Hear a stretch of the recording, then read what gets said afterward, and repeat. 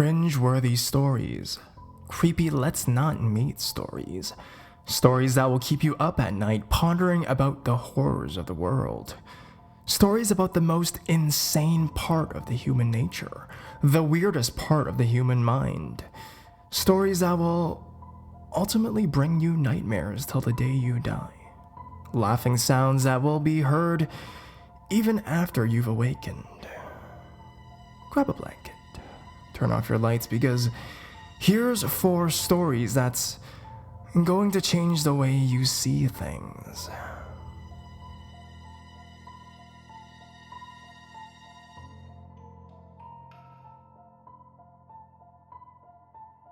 Crabby Bob's Kids Club. I have a story, I suppose.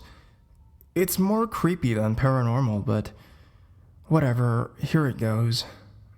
When I was younger, about 14 years old, I spent a lot of time roaming around downtown with a small group of friends, skateboarding, hanging out, and basically loitering for the most part. One of our favorite places to hang out was an abandoned restaurant. The parking lot was almost always empty and was a very nice, smooth asphalt for my friends and I to roll around and skateboard. There was a couple high curves which were waxed nicely, and we were entertained for hours until we were eventually kicked out by the bank employees across the way, calling security on us. One of the days we were at the restaurant parking lot, and my friends noticed that the lock on the door is unlocked. He rolls into there like a boss, not really caring at all, and we eventually follow. Everything is empty inside. We roll around on our skateboards in an abandoned restaurant, flying through the kitchen and the seating areas, and it was really as enjoyable as ever.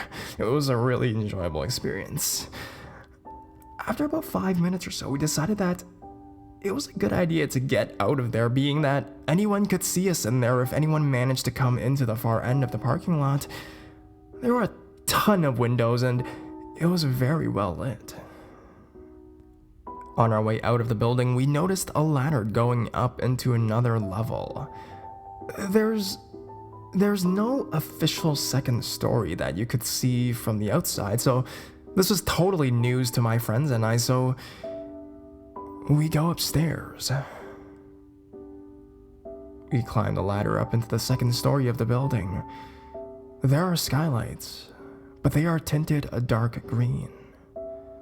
The whole attic of the building is, as a result, a dark green color.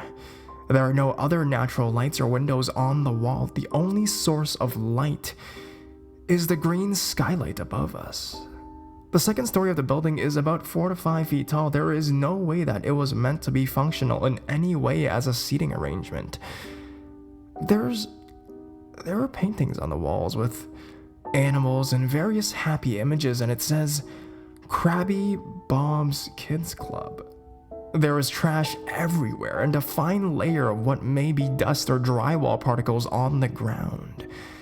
There are hand and footprints barefoot all over the ground and walls, and I immediately just froze. I was honestly waiting for a madman to come out of the shadows and initiate us into the kids club. I left the building and never went back inside again. My friends, idiots, went on the roof and skated on the roof. I waited in the parking lot and pondered the horrors of what may have gone inside that attic.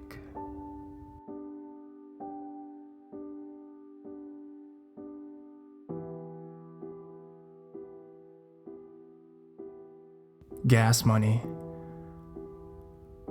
I can't remember how long ago this was. I think it was '06. But it was a Thursday night. I was in 3rd or 4th grade and my sister was in 1st or 2nd. And we were in the playroom, the room with our TV and PS2 and stuff, just screwing around. Around 8:30 p.m., my mom comes downstairs and I can hear my dad say something to her. And then she loudly gasps and says, "Oh my God." Me and my sister wonder what's going on. And we go ask. My dad says, a few minutes earlier, a guy walked into our house, literally opened the front door because we forgot to lock it, and walked right in. He asked my dad for gas money, and my dad, being a doctor, could tell that the man had a mental or psychological problem, so he calmly says he didn't have any and walked him outside.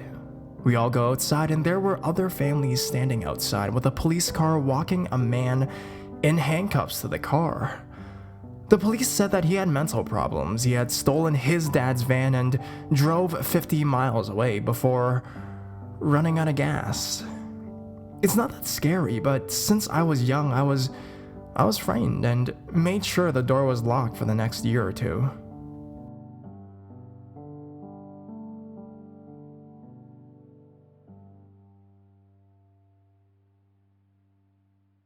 The movie theater. I was watching Spider-Man 3 in theaters, and all of a sudden, the screen went dark.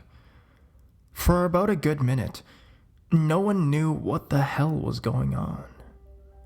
And then all of a sudden, a black and white picture of a huge mound of dead people appeared on the screen and didn't go away for a good 30 seconds. Then it went black again, only to be followed by another image of a skull on a table in an old black and white. The movie came back on after 20 seconds of the skull, but the sound was distorted and sounded almost like screeching whenever someone spoke. It was incredibly disturbing, and what made it more disturbing was that only me, my group of friends, and maybe a few other people were in the theater.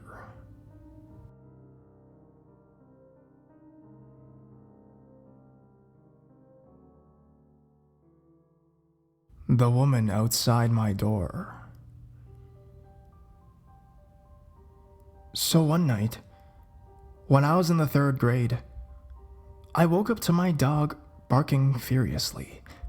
Everyone woke up in my house and went to see what the commotion was. On my porch was this woman who was attempting to break into my house. Unfortunately, my father was not around because he slept on a VHS tape the previous day and broke his leg. So here's my mother and 3 young kids, and we freaked the fuck out. This is not a normal lady trying to break into my house, though. She was screaming at the top of her lungs, "You killed my husband and stole my kids." She was repeating this over and over and over. At one point, she grabbed a baby doll that was on my porch and started cuddling it and speaking to it in tongues. At one point, she grabbed a baseball bat, but thankfully wasn't allowed to break in because of our storm door and reinforced windows. We called the cops multiple times at this point, although none of them showed up until 15 minutes later, with coffee in hand. Once she realized she couldn't break in, she just screamed and screamed in tongues over and over. Well, eventually the cops came and took her away. Her car was parked outside of my house for days before it was towed.